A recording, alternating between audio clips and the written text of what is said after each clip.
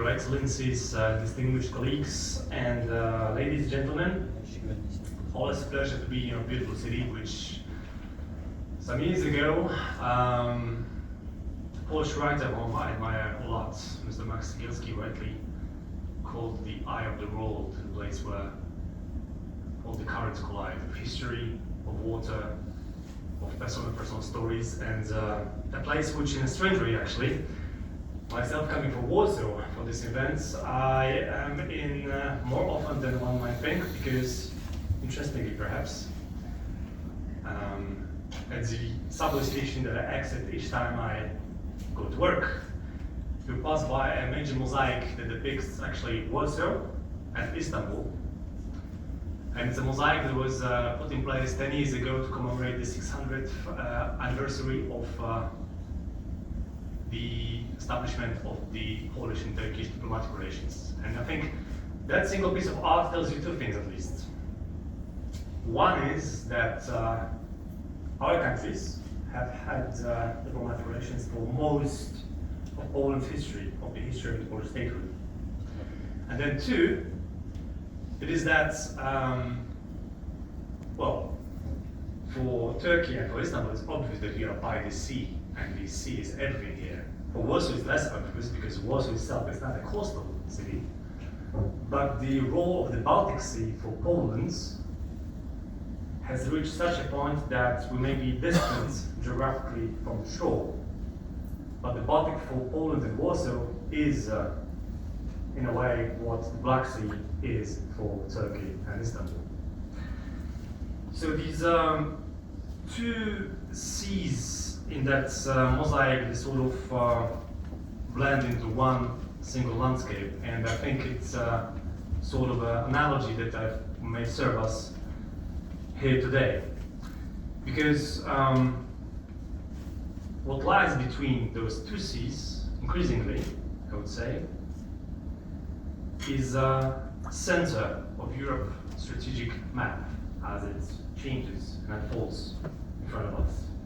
That is because the geopolitical shakeup that we are living through right now has revived in a modern form an old concept that was proposed by, well, should I say, Poland's Ataturk, Mr. Piłsudski, in the 20s, called intermarium, which is the idea of a land-based buffer between the Baltic and the Black Sea that should be the primary axis of Europe's resistance to Russian imperialism. A space defined by shared vulnerabilities, shared responsibilities, but also shared opportunities. Now, to make a major point on this and to transition to the 5 fundamental findings from my research that I felt like those may be the ones worth sharing with you today, and to grab your attention a little bit, maybe, I thought I would borrow a quote from one book that I assume most of us in this room read at some point in our lives, from J.J. Tolkien's trilogy, that begins with a quote that says that the world has changed, and I can see it in the water, I can smell it in the air. And indeed, the maritime and air domains have undergone the fastest transformation in the logic of power projection and challenges to infrastructure protection. The pace of those that change actually really outpaces increasingly our planning cycles, our regulations, and our institutional reflexes. And in the realm of energy specifically, because this, let's not forget, is the primary theme of our meeting here today, conceptually, this entails one fundamental consequence, that energy security is not the same as energy resilience. Because security, essentially, energy security, is about supply. To make sure that we have enough of energy in the grids, in the system, preferably at an affordable price.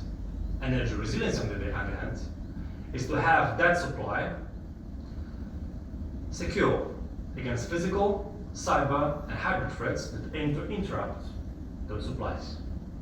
And why this distinction matters so fundamentally? That's because And somewhat thought-provokingly, should I say, unless the process of electrification, which both in Poland, Turkey, and the whole region is one of the major priorities in the broader dispute energy policy world, unless that really sees the day, which is one condition, and then two, forward-looking into the future, into the technological breakthroughs that have not yet seen the day, and unless we see wireless electricity moving at scale, which is unlikely in our lifetimes, the legacy systems that we have developed thus far, the pipelines, the cables, and so on, they will remain in place.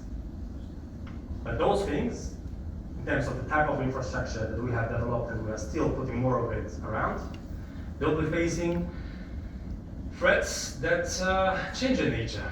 Because only 10 years ago we were not really thinking that much about disinformation, which now have very specific political consequences, or for instance about cyber intrusions. So now let me move to the 5 findings, some of which may be overlapping with things that have already been said, and I'm sure that will be said further in the conversations throughout this conference here today. But nonetheless, some of which I feel like are fundamentally important and maybe in need of being reiterated. The first one concerns the fact that the Baltic and the Black Sea both are now primary energy arteries for half of Europe. For the Baltic Sea, basically the energy realm consists of some 6,000 kilometers of, again, pipelines, cables, electricity cables, data lines, soon to be joined by even more to support the emerging offshore wind and expanded electrification. All this is the backbone of energy flows for Northern and Central Europe, and practically they act as a single interconnected system where a failure in one location ripples through the entire system. The Baltic alone handles now some 1/3 of Northern Europe's cross-border electricity and gas flows, and that includes the already mentioned terminals, the Norwegian gas being piped to Poland through the Baltic pipe, and so on. And importantly, as was also mentioned, Poland is now on track to become a regional gas hub. And what that means specifically is that we are meant to put our infrastructure at the service of Europe's energy security and resilience, not only ours, meaning that the commodities that we do not possess ourselves, but we get home from abroad, whether it be the US, Qatar, or elsewhere, then can be spread further to Europe, which creates both opportunity and vulnerability. Opportunity in a sense that we can strengthen our allies in the region, especially Ukraine, but vulnerability also because then those allies depend on our critical infrastructure, and should we fail to secure it, they will be failed too. For the Black Sea, dominated by Turkey's geography and infrastructure, this is the, of course, I mean, no need to explain this to those of you that have come from Turkey. This is the sovereign pillar of that same continental system. The Black Sea energy security, of course, still carries the Turk Stream, which supplies Turkey and parts of East Europe, and notably Hungary and Serbia, as I understand, primarily with Russian gas still, and the Blue Stream, which supplies Turkey alone. Now, Turk Stream's long-term relevance in that sense is actually, should I say, uncertain, given the EU's trajectory forward to complete the ban on Russian gas. But at the same time, the Black Sea basin is gaining new strategic corridors, and thinking especially here about the Sakarya field, which Turkey owns and where it develops its own gas capacities, and there are discussions about the future non-Russian gas routes that will deepen Black Sea connectivity to Central Europe. Now, there are also other developments, like for instance, the Georgia-Romania electricity and fiber submarine cable that will also connect Hungary and Azerbaijan. So this, of course, does not concern Turkey geographically directly, but indirectly too, it does through the fact that, just as in the case of the Baltic Sea, the Black Sea is also a single piece of water body where ripple effects through failures in one piece of infrastructure can reverberate through the entire energy system in the region.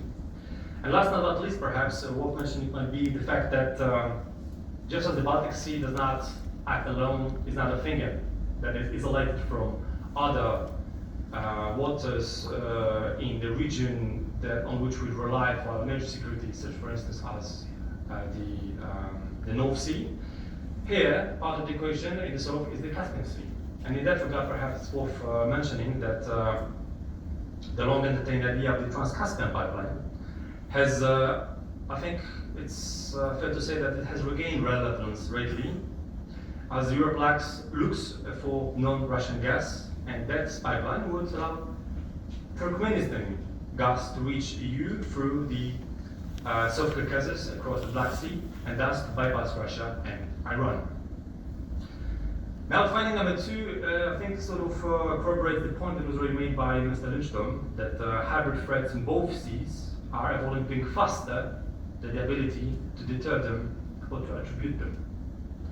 The Baltic Sea today experiences perhaps the highest level of hybrid non-conventional pressure of any maritime region in Europe, perhaps in the world even, and that transforms it into a living testing ground for brazen disruption. There are underwater intrusions, there are cable temperings, there's spoofing of navigation signals, and the activity of states linked to commercial vessels are now routine. And so hybrid operations aim to identify these attribution thresholds. What states recognize as hostile and what they will tolerate as technical anomalies, these are things we cannot possibly really and unfortunately agree upon today. Indeed, Poland has reacted actually to the developments, already was mentioned, by a new law that has recently expanded the legal mandate of the Navy for its rules of engagement for any kinds of incursions, giving it clearer authority to counter underwater and surface threats before they escalate. And I'm afraid that it will be no much time until those rules will indeed be tested. For the Black Sea, it's both a hybrid theater and an active kinetic environment, because Ukraine, of course, as we have seen for the past 3.5 years, has achieved effective sea denial against a superior Russian fleet using unmanned surface vessels, land-based sabotage, electric warfare, and satellite-enabled targeting. And these operations have forced Russia to relocate assets and abandon previously assumed freedom of maneuver, which tells you that the Goliath versus David kind of configuration can really be scaled in an asymmetric environment such as the maritime domain, if the lesser party is equipped with the right means and tools. Finding number 3 is that drone warfare has fused the sea and air domains into one fast-changing battle space. That is because unmanned systems have actually erased the old boundary between naval and aerial operations. We have rapid design cycles for flying drones. In Ukraine, a year ago, we used to say that it takes about 4 to 6 weeks for the other side to really catch up on the capacities that have been acquired by the first side. Now it's between 2 and 3 weeks. For the maritime domain, it's not much different. And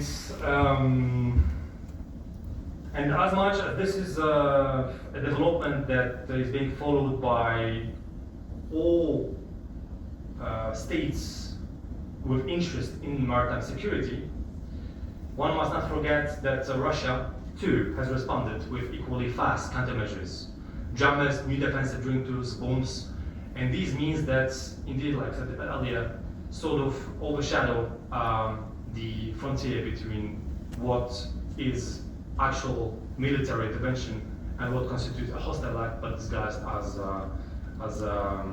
non-military interference.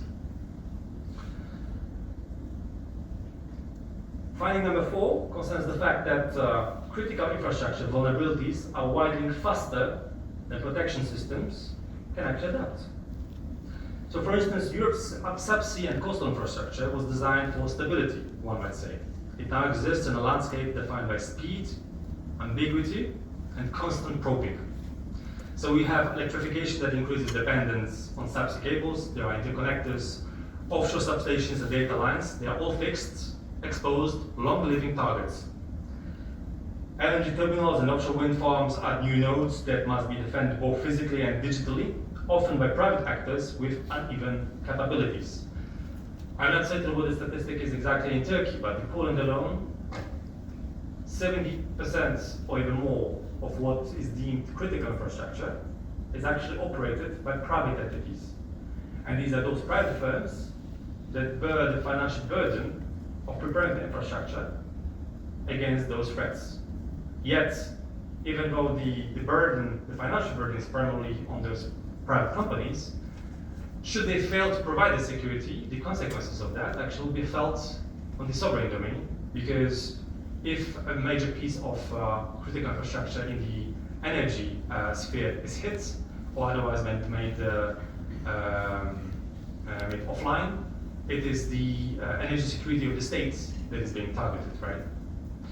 Now, there are some steps that are being implemented that might be worth mentioning. In terms of Poland, I already mentioned that law that was adapted.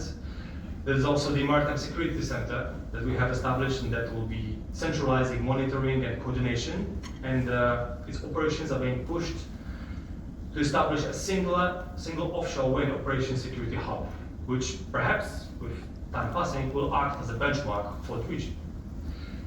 Turkey, as I know, is too upgrading its seabed sensors, fiber optic monitoring, unmanned underwater systems, and mine countermeasures through a dedicated Black Sea task force. So these all are steps in the right direction, but infrastructure growth still appears to outpace protection frameworks.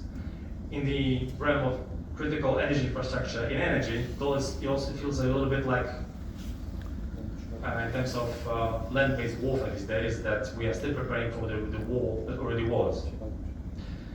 Now, fifth and finally, somewhat to intertwine the elements they have already listed, it feels like a strategic partnership with Turkey and Ukraine, for the matter, can turn the modern intermaritime region into a functioning security system, because, as already stated, the geopolitical center of gravity in Europe is now moving to the region between the Baltic and the Black Sea, like this contemporary intermaritime that is extended through the Nordics, which Poland works with increasingly tightly. So Poland anchors logistics and energy flows, Turkey anchors access to the Black Sea and controls the straits, Ukraine, on the other hand, redefines maritime warfare through asymmetric innovation and real-time battle testing. And there's so much that we can learn from Ukrainian ingenuity. And all of us, we face the same overlapping risks: hybrid attacks, infrastructure exposure, dependence on energy imports, and the need for faster technology adoption and deployment. So I would not go as far as to state exactly how that structured partnership should look like, but what I would like to leave you with in terms of a single thoughts to take away from a dialogue that brings together Polish and Turkish stakeholders to share the lessons from both seas for each other, is that such a structured partnership can move the intermaritime concept to reality, because there will be no intermaritime without Turkey. And the region that shares intelligence, coordinates infrastructure protection, and shapes the European debate on energy resilience and maritime security may indeed be the anchor of the regional security for years to come. Thank you.